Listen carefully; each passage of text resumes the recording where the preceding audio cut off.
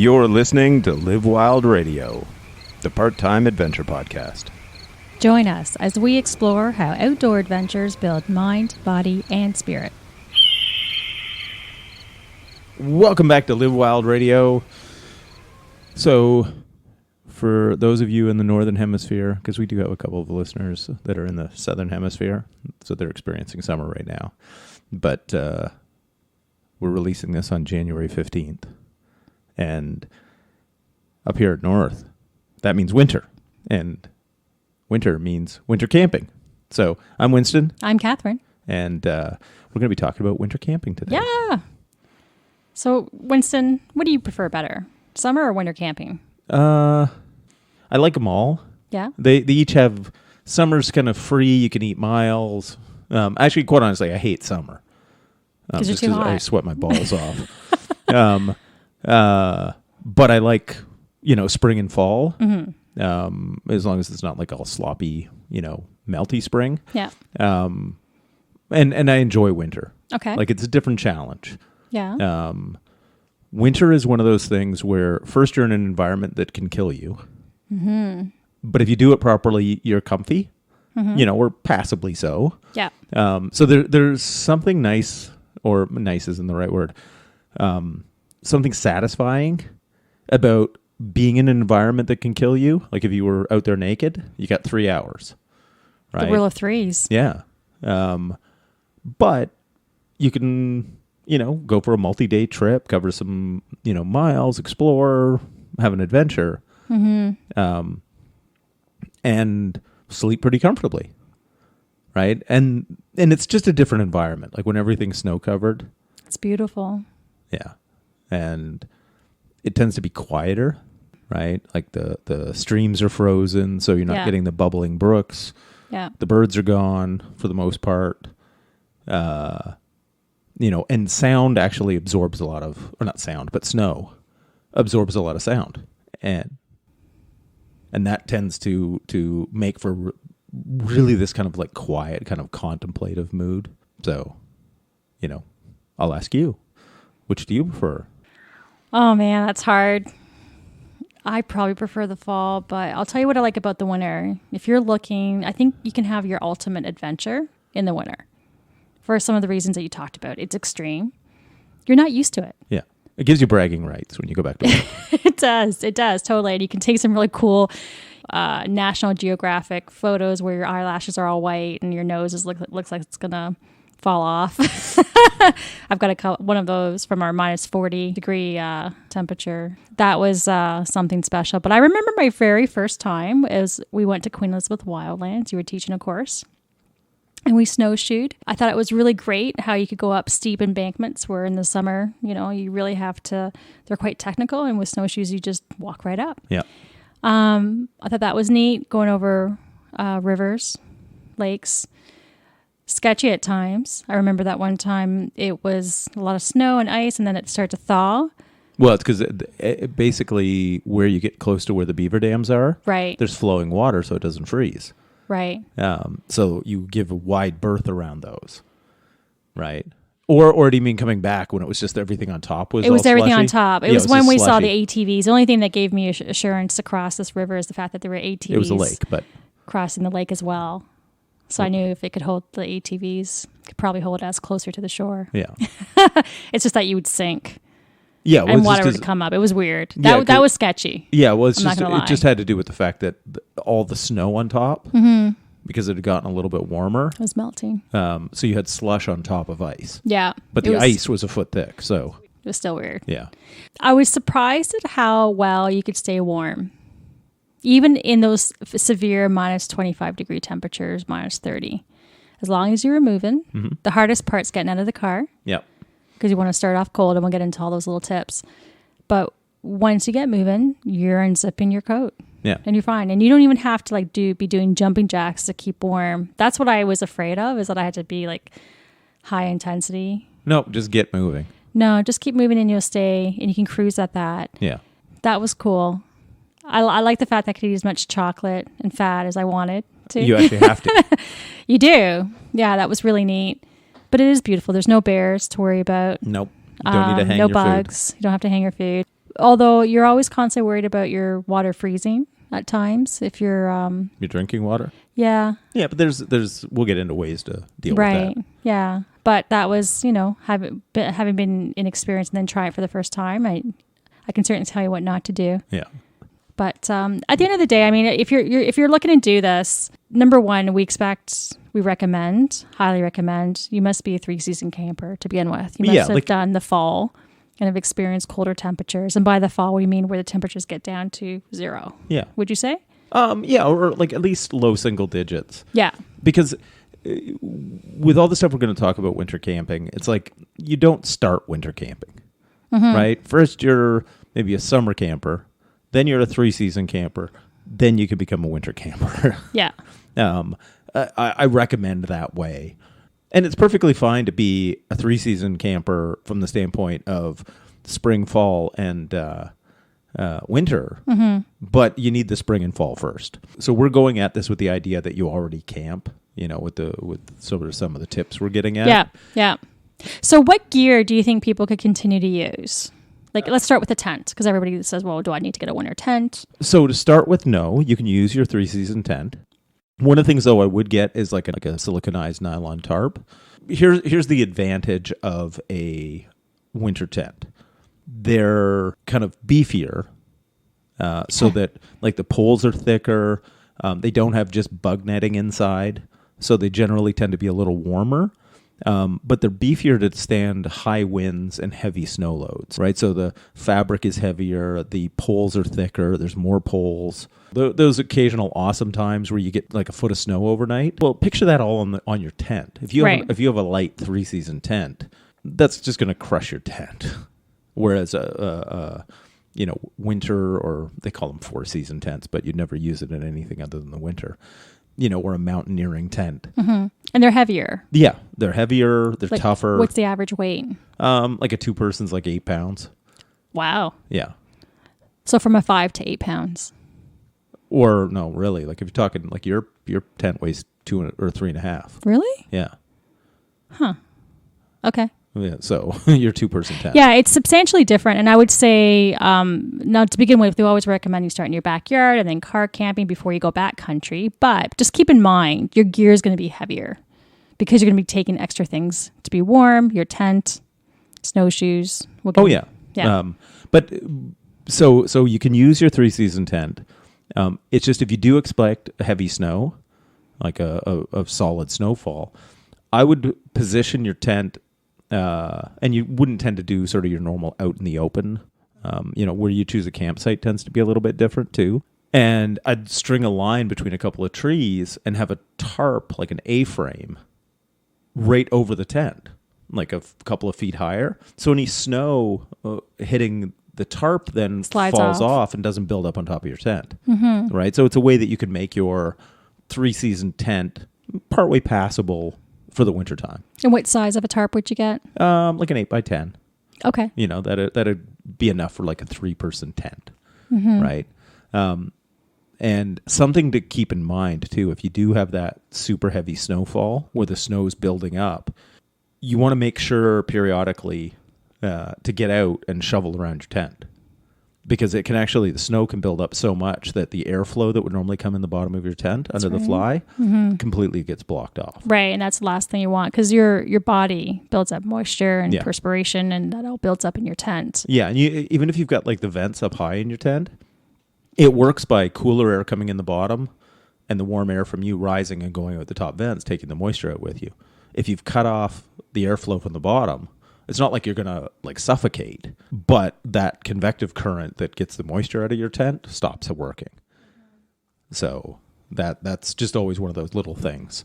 But so you can use your 3-season tent, and if it's not going to snow or it snows lightly and you're not dealing with heavy winds like you would on the side of a mountain, it won't be quite as warm as a winter tent because the double-walled fabric tends to retain a little more heat, but it'll be fine.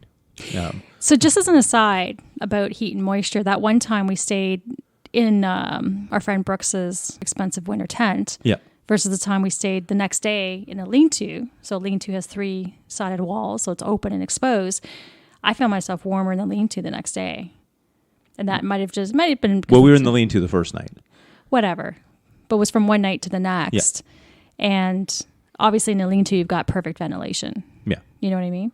So, but I did notice it was quite humid in the tent a little bit. Yeah. And that particular tent doesn't have the same ventilation as some. And you get 3 people in.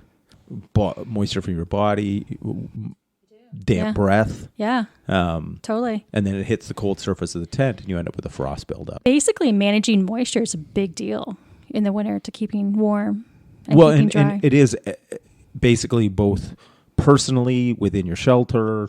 Staying dry is one of the big parts of staying warm. So, you run into the thing of wanting to constantly, monitor so that you're staying dry, you're not getting all sweaty. Yeah, because at the end of the day, you're not going home after a sweaty hike or hanging outside working hard. People tend to dress really warmly. They don't realize that they're even sweating. Mm-hmm. The problem is that you're staying outdoors, you're going to cool down, and you're going to find yourself getting cold.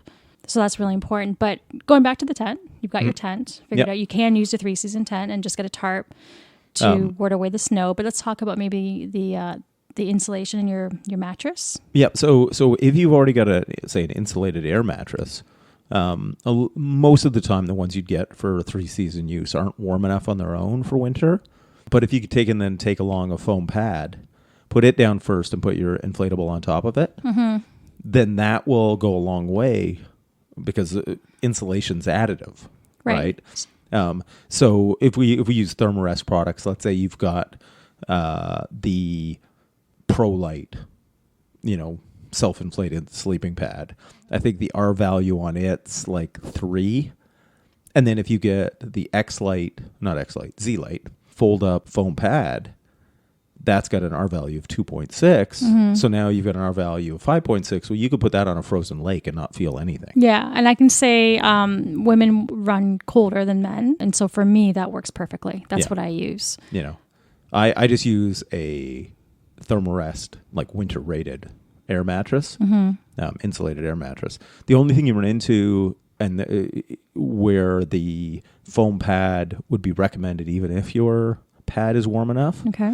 If for some reason you spring a leak in your air mattress and it collapses down, if you've got the foam pad, got it back up, then you still got something. Yeah, that's happened to me. Yeah. That sucks. Yeah. Man. So that's where having a little bit of redundancy and a little bit of extra warmth isn't a bad thing.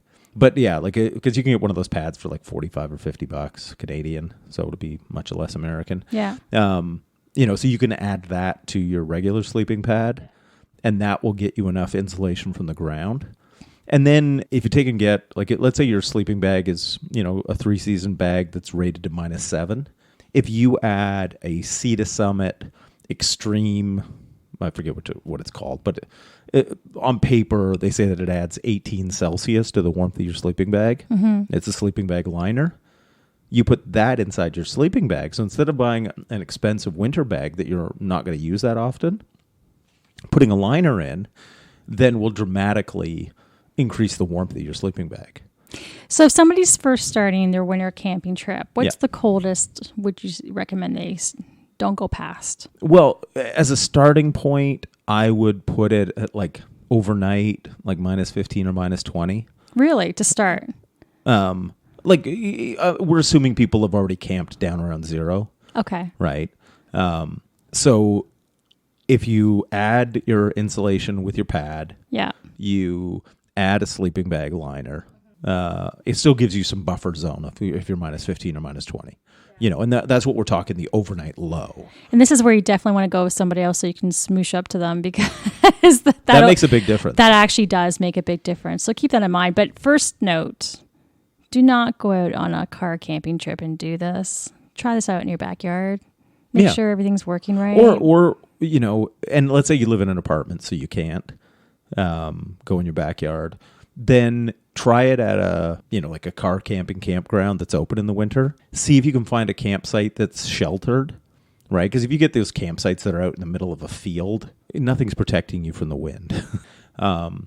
Then always have a backup plan. right? When you're trying this stuff out, and that's why the backyard's awesome. And maybe you got a friend with a backyard, or, hey, can I camp in your backyard for one night? Or your mom or dad, or, whatever. Yeah, they can just lean back in their lazy boy, pop their beer, and watch you figure it out. Yeah. It's entertainment. But that's the thing. It's like getting a lot of these things sorted out before you actually go out. Yeah. Definitely. How do you sleep in the cold? Yeah. Right. How are you at getting up and peeing in the middle of the night? Mm-hmm. All of these are going to make a difference as far as, how successful your first actual, winter camping trip is. Yeah. I remember my first time we were at Queen Elizabeth Wildlands, and I woke up in the middle of the night because my air mattress kept bleeding air. Yeah. And I was cold and I started shivering, and I'm like, what do I do? And so I remember calmly talking to you about it. I'm like, I don't think it was just my air mattress. We realized that was a problem because we had blown it up. I had woken up once in the middle of the night already, and it happened again. I'm like, shit, this is not good. And I don't think I had enough food. I was getting cold. Mm-hmm. I felt like I was almost getting hypothermic. I was worried, but it wasn't that cold. It was like, what, -10? Yeah. And so I grabbed more food, because food is really important when you're trying to keep warm. It's not just hunger anymore. It's your body is constantly working hard to keep you warm. I remember when we were out in -40 degree temperatures, I was shivering. And the next day, my body was sore. And I attribute it to the fact that I had to constantly be shivering and tensing my muscles which is a great way to get warm real quick if you ever need to do so. But food, it was kind of scary. Do you remember that? Yeah. Was it just that my air mattress was deflating? Well, there was that. Yeah. Because we had your foam pad under it. Yeah. But then we ran into the thing too. You didn't eat enough. Right. Right. So you were like, oh, what should I do? And it's like, okay, well, basically get a jacket on. Right, or play with some layers. Yeah. Take off a layer. Because you were wearing super tight pants, which restrict circulation. Yeah, that was interesting. You were wearing your base layer and your ski pants. Well, your cross country ski pants, which are really were really tight. Yeah. Yeah, which you wouldn't expect that because you're warm with them, but you're warm when you're moving, and the moving allows the blood flow. When you're not moving, the super tight restricts blood flow. Yeah. And that made a world of difference. It was like a heat. Yeah. Because now your blood was actually getting to your legs. That was so counterintuitive. But the food is the big one. Basically warm drinks, more calories. Mm-hmm. Moving around, even within your sleeping bag. Do some crunches, flex everything in your body. Flex and relax, flex and relax. That worked. Yeah. Yeah. Right? Because when your body's working, when the muscles are contracting, it takes energy. And because the human body is only about 25% efficient, the rest is given off as heat, right? So basically 75% of your effort is given off as heat. So if you do a little bit of effort, you get a lot of heat. Mm-hmm. And that's, one of the things that sort of comes back to one of my golden rules of winter camping, which is you have 3 states of being. You're either moving, you're in your sleeping bag, or you're by the fire. Right? If you're doing anything other than those 3, you're going to get cold. Right? Because if you're sort of sitting around, but you don't either have the, so that you're not moving, but you don't have the either extra insulation of your sleeping system or the extra heat of a fire, you're going to get cold. Right, because most people don't have enough clothes. I suppose if you had one of those Everest, Michelin Man down suits on, you could sit around. Yeah. But nobody's bringing those on a normal winter camping trip. Yeah. Unless you want to sleep in one. Be kind of the warmest PJs you'll ever find. Sounds tempting. Yeah. But again, it's just more stuff you have to carry. One thing that I've done that's really helped is I found at the thrift store a wool skirt because I have a cold bum. Yeah. I have poor circulation, I guess. I don't know. I'm always cold. So I wear that. It makes a big difference. Yeah, it's funny because you don't get your feet aren't cold. Your butt will be cold. And my hands are cold. But your feet are fine. Yeah. Yeah. And so, and that's the thing. I find like, I can handle it, but like I'll get cold. Like I've got to have really bundled up hands, big puffy mitts, not to have cold hands when we're out. Now they're not, it doesn't affect my dexterity. It's not that cold, but they'll be a little chilly. Whereas the rest of me, like I can be sweating, like working hard not to sweat, right? But still have a little chilly hands, so everybody needs to sort of figure out totally how their body works in the cold. Yeah. Because most of the time I don't get cold feet, but I hate having a cold face. And because your face is what's always exposed. Right. So sometimes it's figuring out those things just to protect a little bit when it's windy. Yeah, actually, that's really interesting because at nighttime, it can be tricky. And so what I usually do is I have like a buff. Like I have my hat and I've got my hoodie from my puffy jacket on in my sleeping bag. But then I take my buff warmer, like that neck warmer. Yeah. I put that on top of my eyes, like my face down to my nose, so that all my nose and everything's all warm.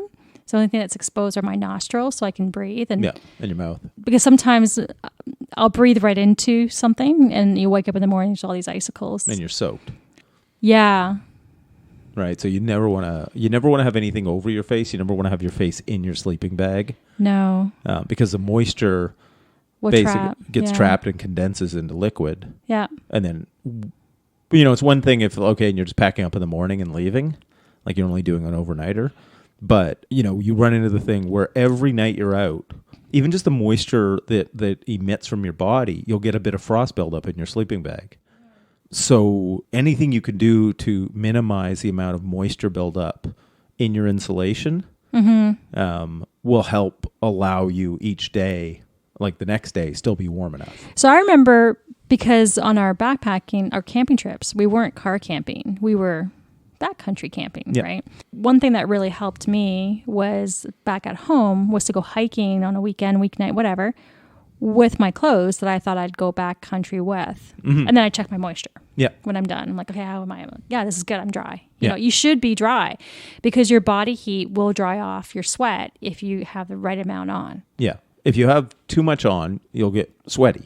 And I remember my jacket. I had a jacket that wasn't very breathable. It was an outdoor research. Yeah. But didn't have the armpits, right? And the ventilation. So you got to watch that too. You want to make sure you have a jacket that works for you because that really sucks when it just collects all the moisture and all well, that. Then if you think about how you dress, right? Base layer against the skin, like long sleeve top and bottom. Tight. Then insulating layers above that. And usually below the waist, I'll just do like a soft shell pant, waterproof knees and butt, but breathable everywhere else just so, like I'm not going to wear Gore-Tex pants because I'll just get clammy in them. Yeah. And then on the upper body, I'll only ever wear like a waterproof breathable shell like Gore-Tex if it's snowing. Just to keep myself dry. That's right. I've had that. Yeah. The rest of the time, I'll wear like a light windbreaker layer to cut the wind. Yeah. But that it breathes. Like it's not waterproof. So it's enough to cut the wind, but any moisture coming off me, you can breathe out of it. That's a good point because when you're working and you're going up a mountain snowshoeing, you're hot. Yeah. Right. So and I remember we had a lot of snow fall on us because they're on the trees and it's snowing and then you get wet and that really sucks. You want to make sure you cover your head too because if you're sweaty and everything gets wet, you have frost head. Well, yeah, like especially, unless you're somebody who shaves their head, if your hat or your head gets snow all over it, now your hair's soaked. Yeah. Right? That it takes a while sucks. to dry, and then you end up with icicles freezing in your hair. Yeah. So it really a case of base layer, insulating layers, and then a wind-breaking shell. And only use the waterproof outer shell if it's snowing. And then what we do is we keep a puffy jacket in our backpack so that when we do stop, and by the way, our stops are not that long because you want to keep moving. But for a quick snack or whatever, you put it on your base jacket, your puffy jacket, so you don't get cold, right? And it's nice and dry. You put it on and then you pack it away because otherwise to wear it, you would be too hot. So you got to remember, you really got to start off cold. Yeah. If you feel cold, it's the right temperature. Yeah. Because then there's nothing worse that you've got your backpack on and you're through hiking or your backpack country hiking, and all of a sudden you got to stop 20 minutes later, take everything off. You know what I mean? Yeah. It just really slows things down, and start off cold, you'll be thankful later. Yeah. Because if you start off cold, usually like 5-10 minutes in, you're comfortable. Mm-hmm. You know, in my case, even then I'm usually venting a little bit. Yeah. Right. But now it's just unzipping my vest or my wind shell. Yeah. Because you're literally wearing your base layer and your shell, and that's it. Yeah. Yeah. Where I wear my tight base layer, it's like it's a turtleneck with my shell, and that's it. Yeah. Yeah. And basically, and that's in minus 20 degree weather. Yeah. Once by the you're way. moving. Yeah. 'Cause you're cold. The coldest part is the transition of getting everything ready. Yeah. Getting out of the car and getting everything on. It takes a long time. You know, it's there's always, cold. you know, it's pulling I got my pack and then my snowshoes. And then you're trying to warm up your hands. You know, getting your trekking poles to the right length. Yeah. and, you know, all that kind of dicking around. Then you're chilly. You're cold. Yeah. Right. And you want to put on a parka. Yeah. But then that's where, once you got everything on, then get going. Yeah. So how much more weight do you pack backpacking backcountry because of all your winter gear? How much more weight is that? About 10 pounds? Probably about 10 pounds more. Yeah. Because you've got your snowshoes. Yeah. You want to take your micro spikes, right? Because you might be going up some icy rock that snowshoes doesn't cut it. And then your thicker crampons, you might... Well, those are only going to be needed in the mountains. Right. If you're doing that.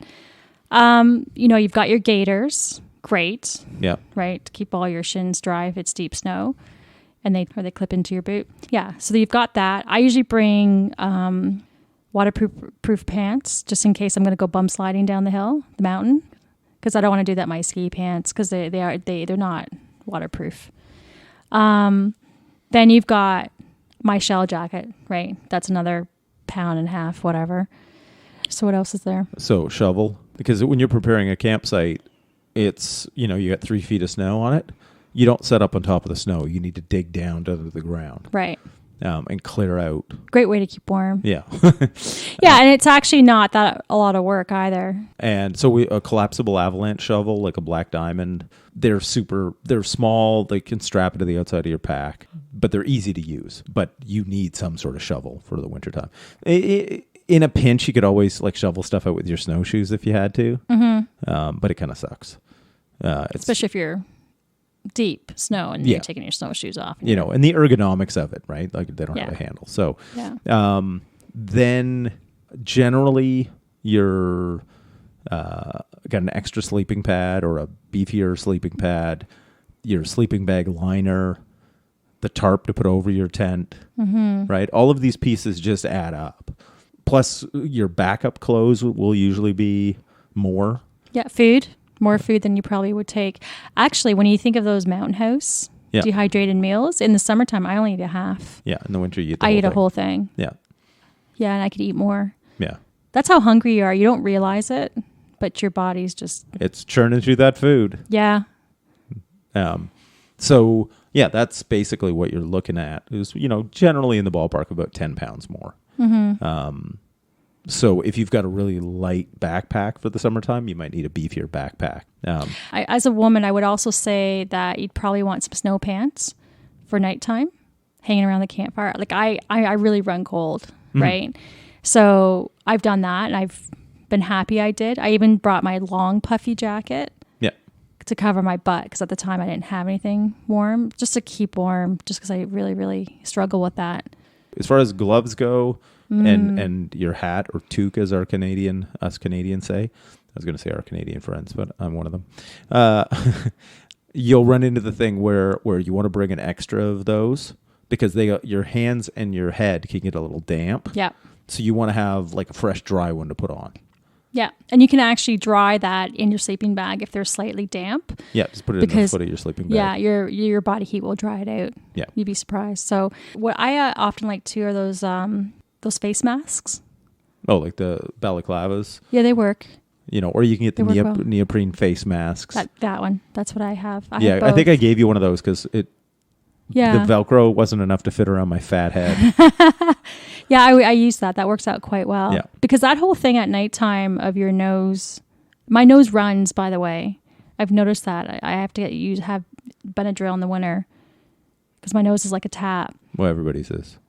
Mine more so. And then I get a lot of irritation around my nose. So that's very annoying for me. I remember I had that problem. Yeah. My nose is constantly dripping in the cold. So at least with the neoprene face mask, it's not on my face. Yeah. It's just on the outside of my mask. Yeah. Your snots. Yeah.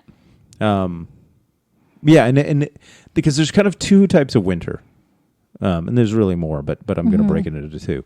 There's it's below zero, whatever temperature it happens to be, we'll call it, for lack of a better way, for sake of argument, we'll call it -10. But it's relatively calm out. And then there's winter with blowing snow, wind, and regardless of whatever the temperature is, it feels like the temperature, or the cold is cutting right through you. Mm-hmm. Right? Totally different experience. When I'm chugging along with that kind of -10, -15, but kind of calm conditions, staying warm is easy.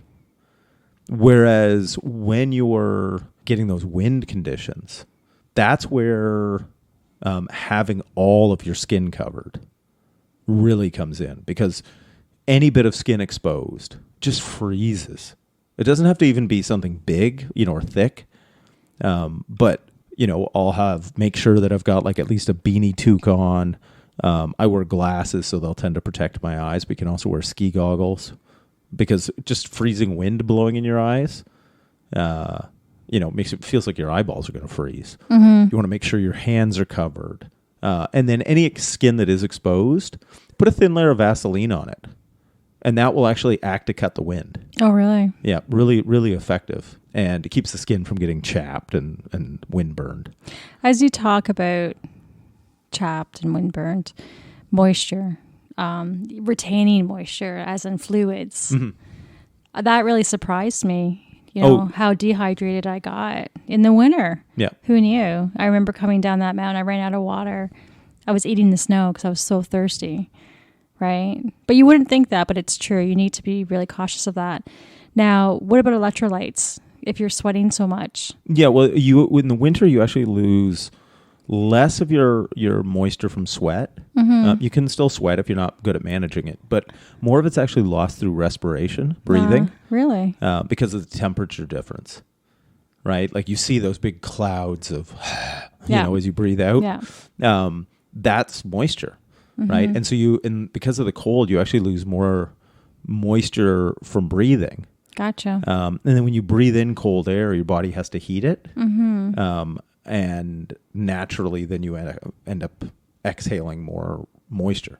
So staying hydrated in the cold is super important, because and the other thing is you don't feel thirsty until you really do. That's right. And the big thing with that is electrolytes, never a bad thing. Right. But it's not as bad or as necessary as it is in the summer, because in the summer, most of your moisture loss is from sweat, and you're actually sweating out electrolytes. Mm-hmm. Whereas when you're losing a lot of the moisture through breathing, you're not breathing out electrolytes. So how much water do you want to drink in a day? Depends on your activity level, the size of your person, but generally, you're going to be looking 3 to 4 liters, generally. And this again is one of those things you want to experiment with. Yeah. Right. When you pee, you want it to be straw colored. If it's the color of yellow paint, you're not hydrated enough. Mm-hmm. If you're peeing every 5 minutes, you're probably too hydrated. Mm-hmm. Right. So it's figuring out, and even as far as hydration goes, when you first start drinking a lot of water regularly, you pee a lot more, but then your body gets used to the amount of fluid you have coming in regularly, and will start to use it more effectively. Mm-hmm. Because, and it also, there's a bunch of things like how much carbohydrate you have in your diet, because carbs are stored in the muscles with water. That's right. So if I don't know the data on this, but just in my head, sort of at least common sense would tell me if somebody's on a really low carb or a ketogenic diet, well, it's not good. They could probably get dehydrated easier. Yeah. Because their body's not retaining as much moisture. Yeah. Right. So you don't have, agree. As you burn those carbs, that moisture's freed up for your body to use.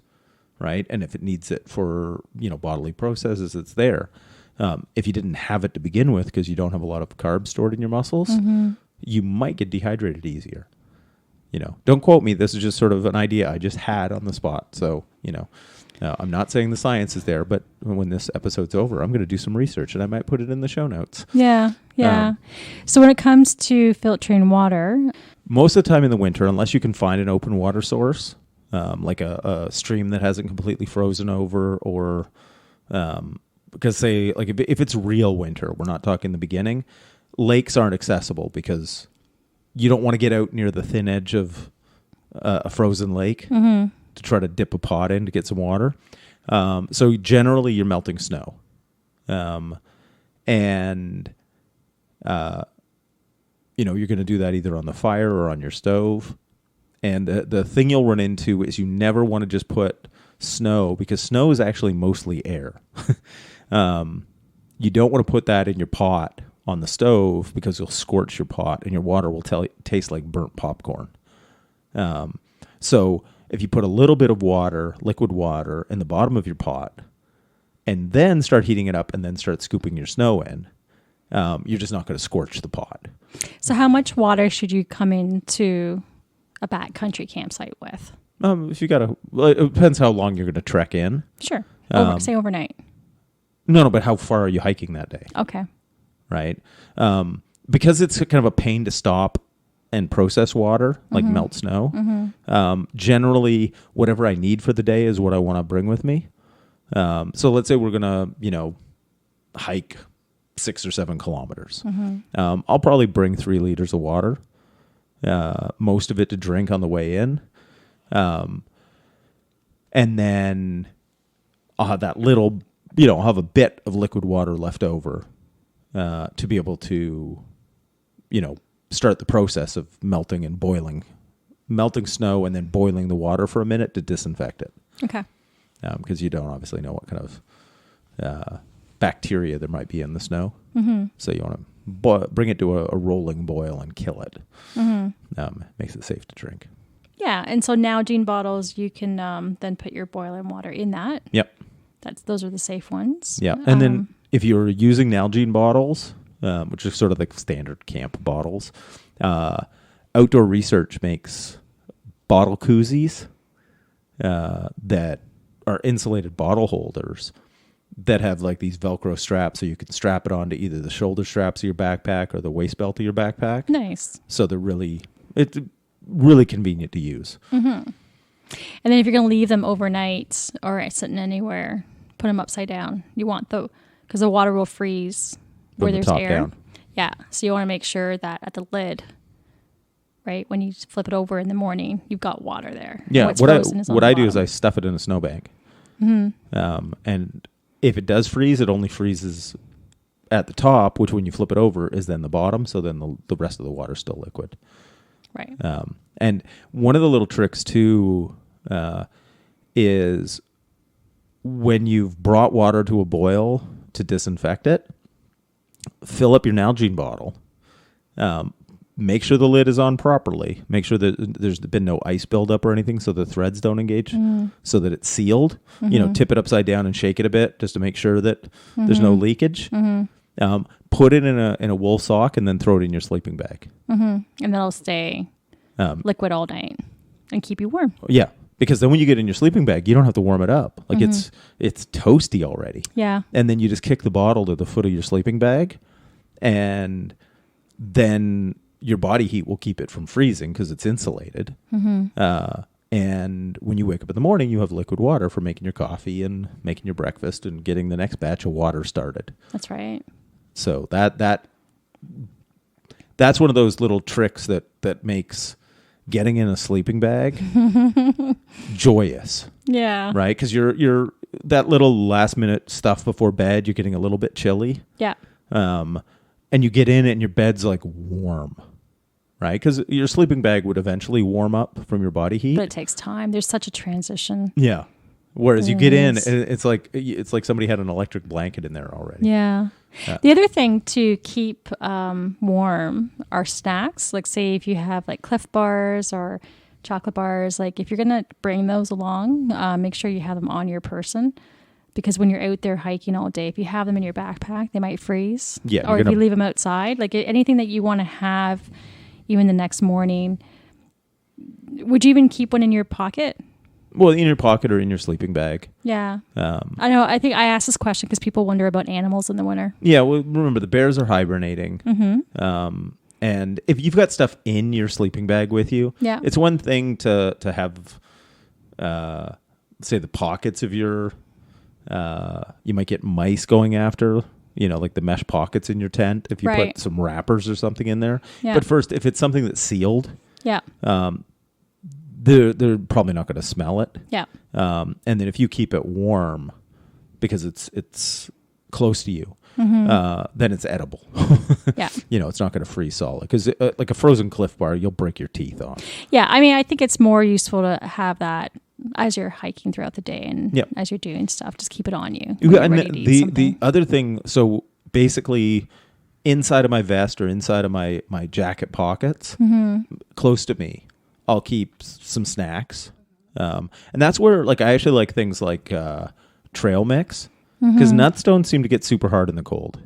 Right.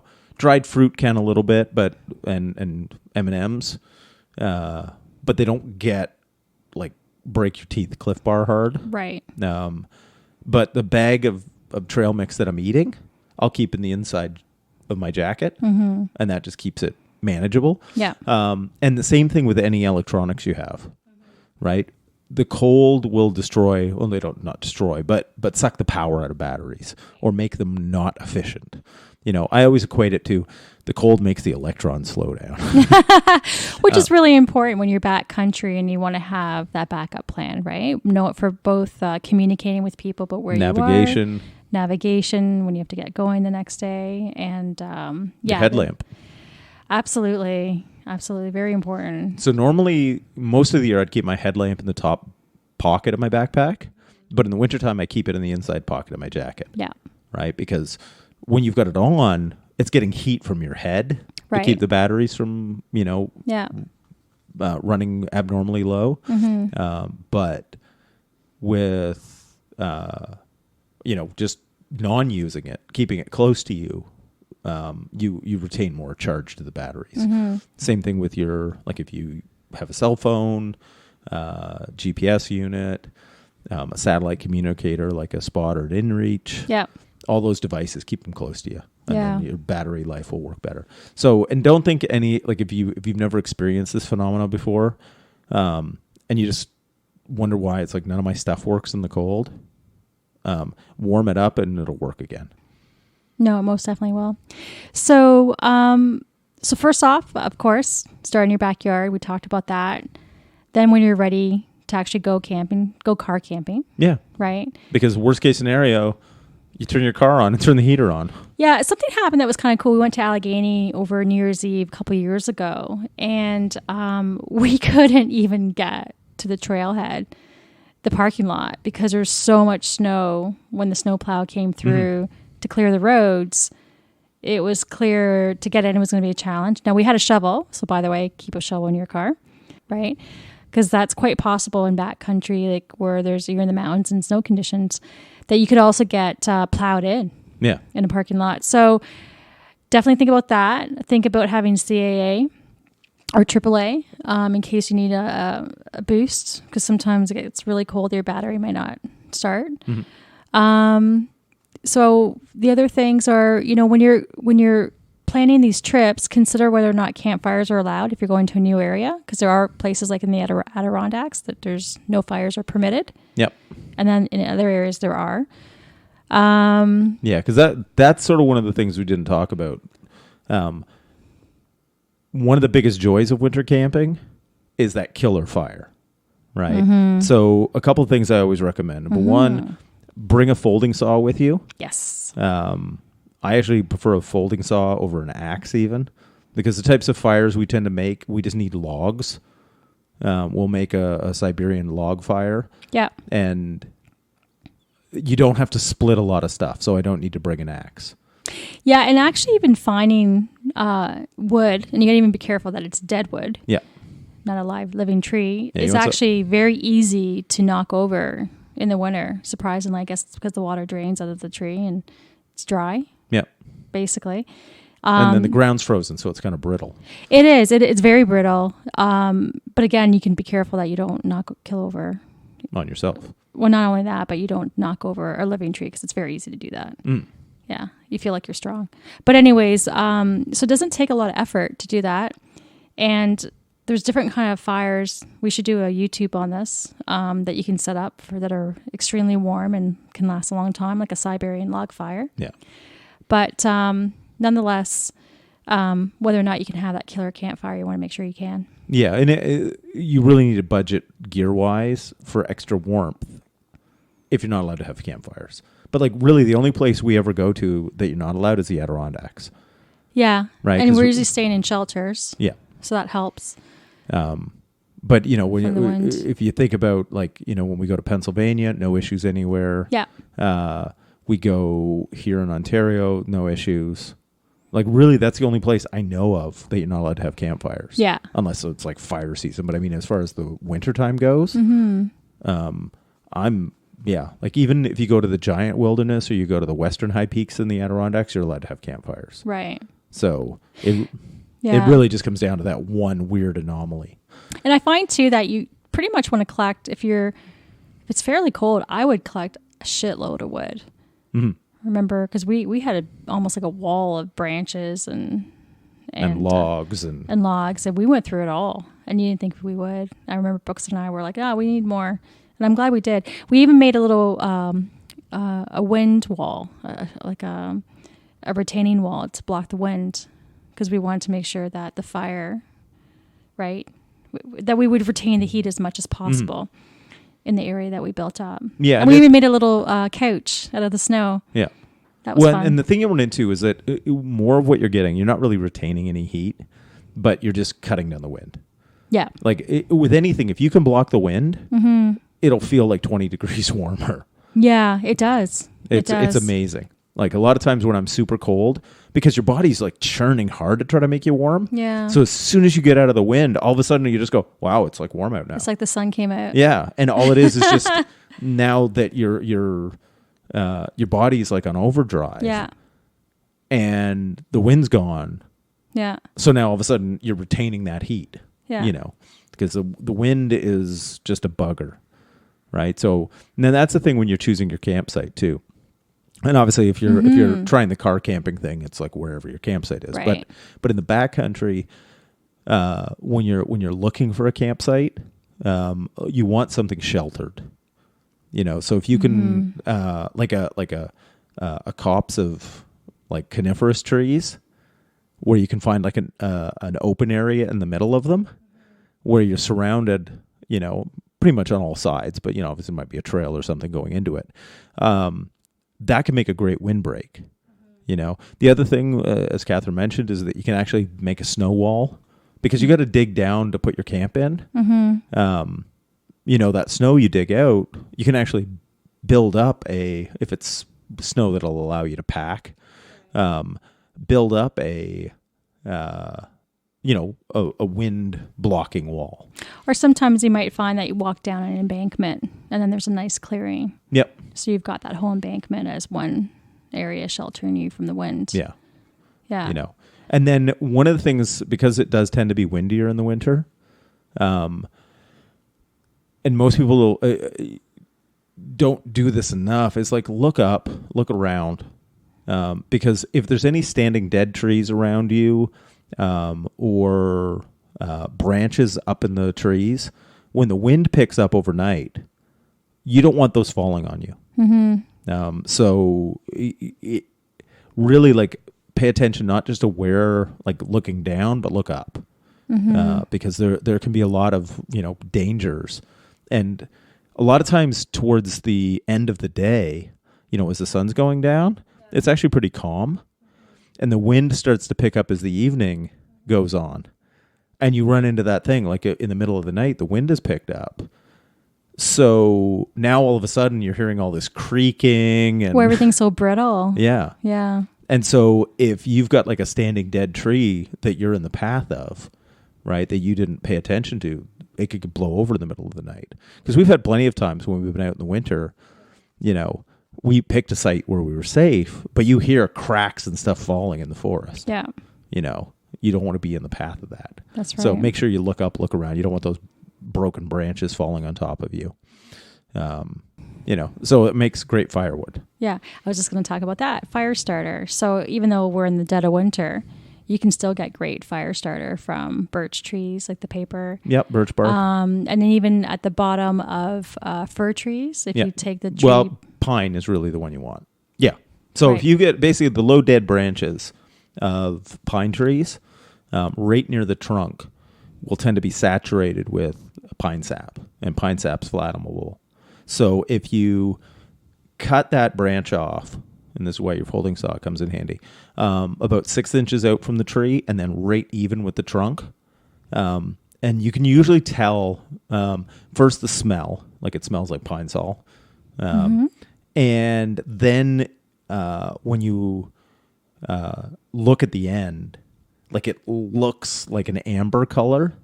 If you flip over and look at the end that you cut that was away from the tree, will usually be like a light tan.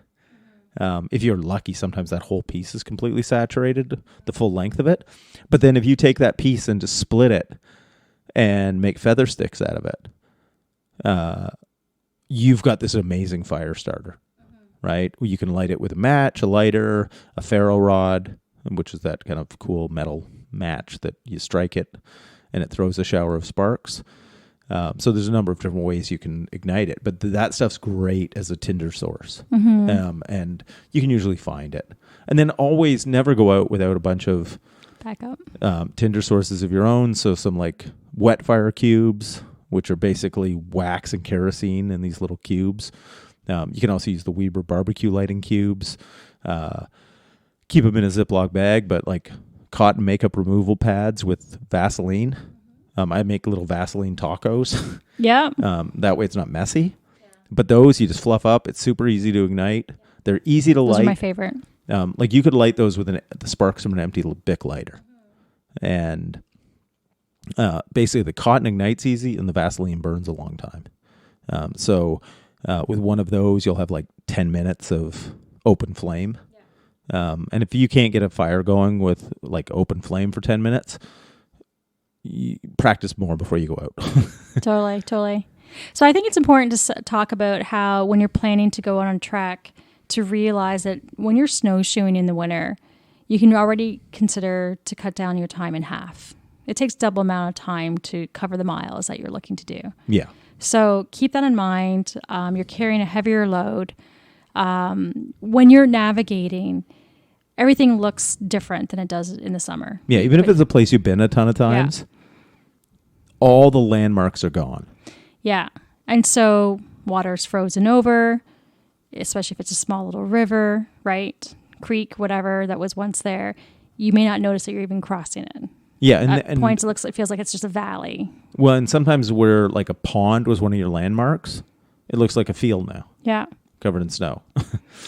So you need to really be sure that you're good with your GPS system, your compass system, your map, before you venture out to go far.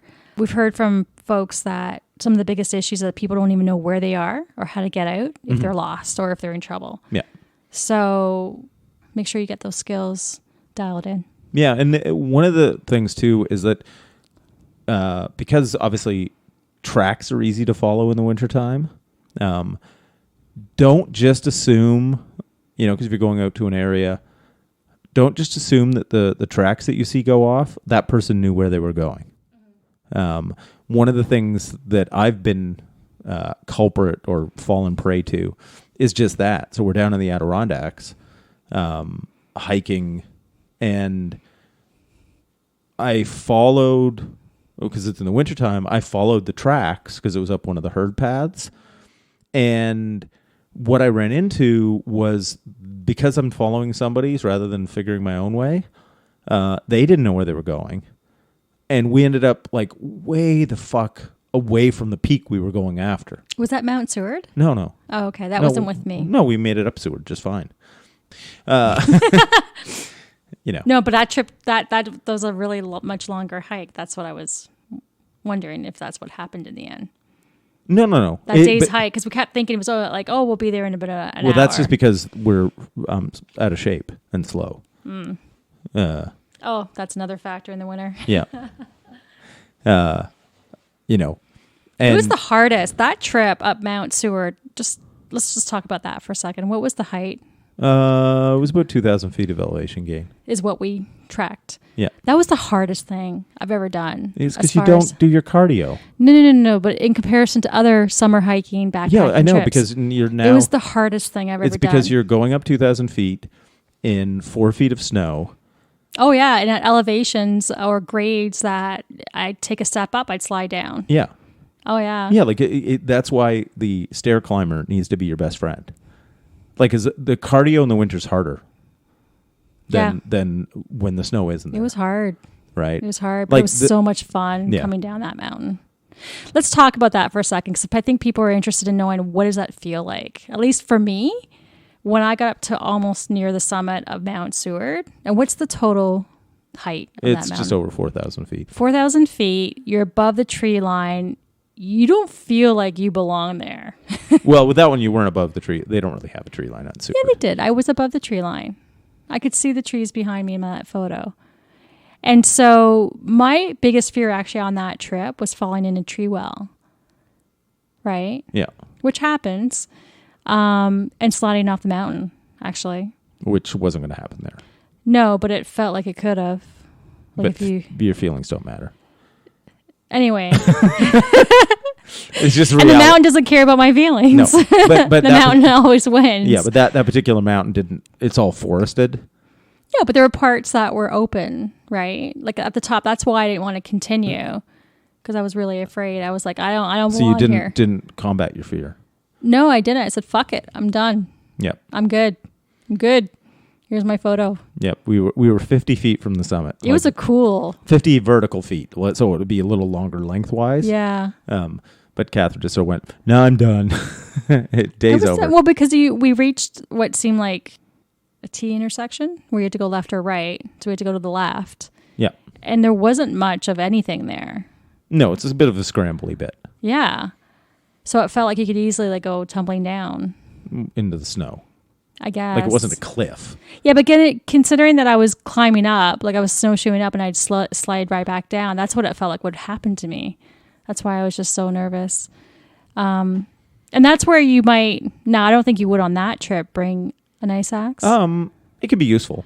Not for like self-arrest. Not in snow. Yeah. But more for on ice. Yeah. But where it could be useful, because that top little bit was a little icy. Right. Right. Because you can put the pick in.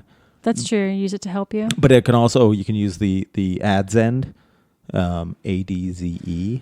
For those, it's almost like a hoe. Okay. You'd use it in your garden. Yeah. To cut footsteps. Gotcha. So there's different uses for it. Oh, interesting. Yeah.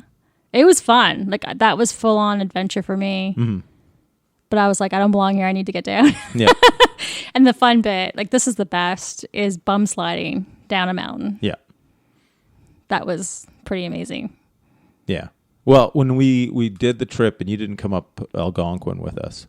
We have that on video. Yeah. I specifically took some plastic bags with us, like garbage bags, heavy duty ones, and used them like crazy carpets to slide on our ass halfway down the mountain. You guys have a great video, and they're like telling the other person, get out of the way, because you have it with spikes at the end of my feet. Yeah. Because I had my mountaineering crampons on my feet. That's right. And I'm sliding on my ass with my feet facing forward, and Nick had stopped in front of me. Oh, yeah. Right? And it's like, do you imagine? Move! And I sort of came to us. I had my trekking poles like under my arm that I could lean back as a brake. Right. And to steer. It was the weirdest little setup, but it was fun. Yeah. Got down that mountain pretty damn quick. Yeah. Because, basically, like we had sections where we slid for like 500 meters. Oh, wow. And you just sort of like, okay, well, I hope there's not a rock under here anywhere, because that's going to hurt. Oh, totally.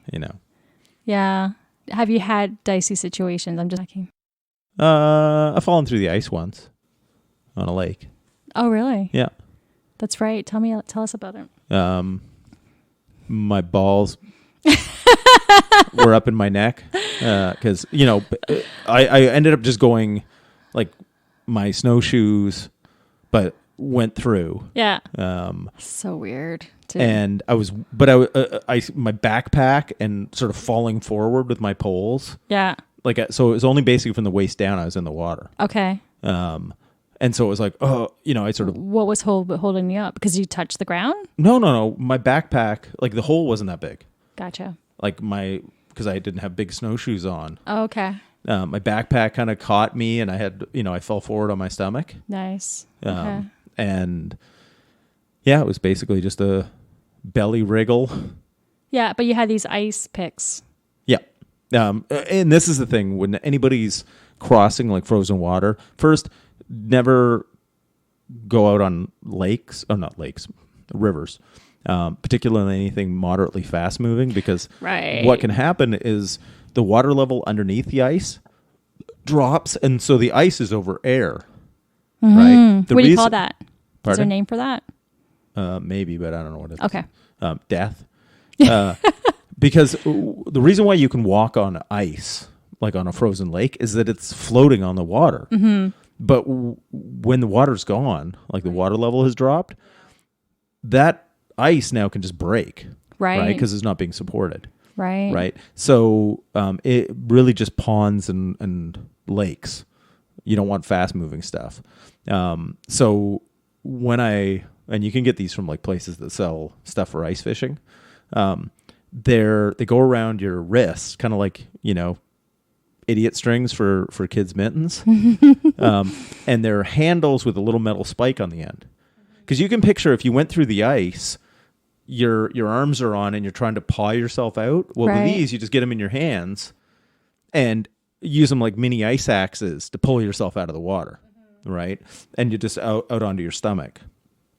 So I had those, and it was like pull myself out. Yeah. If you didn't have those, do you think it would have been that much difficult? Or no, because I was the only time I've ever fallen through. I didn't fall all the way through. Right. Like I said, it was only to my waist because I sort of fell forward at the same time, so I was on my stomach. Yeah. So it was just basically from the waist down that was in the water, and you can always improvise too. Like if you've got trekking poles. Yeah. If you were to grab lower on your pole, you can jam the ends in use that to pull yourself out. Like these are sort of things you need to think about. If you're with people crossing the ice, spread out, right? Like give each other space. It's always a good idea to have like a rope with you, because if somebody goes in, you can always toss them a loop, right? And from a safe distance, assist them getting out. Yeah.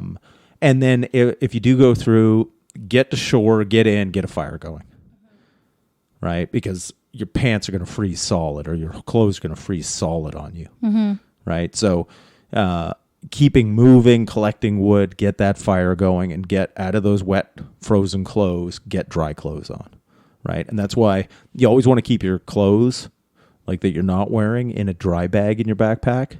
Mm-hmm. So if you did go through the ice, you've got something dry to change into. So in the summer, when you cross rivers or rivers and beaver dams, you always talk about unbuckling your backpack. Yeah. That way, in case you do fall, it doesn't, drown you, right? Because you've got something on you and it's pulling you and getting caught.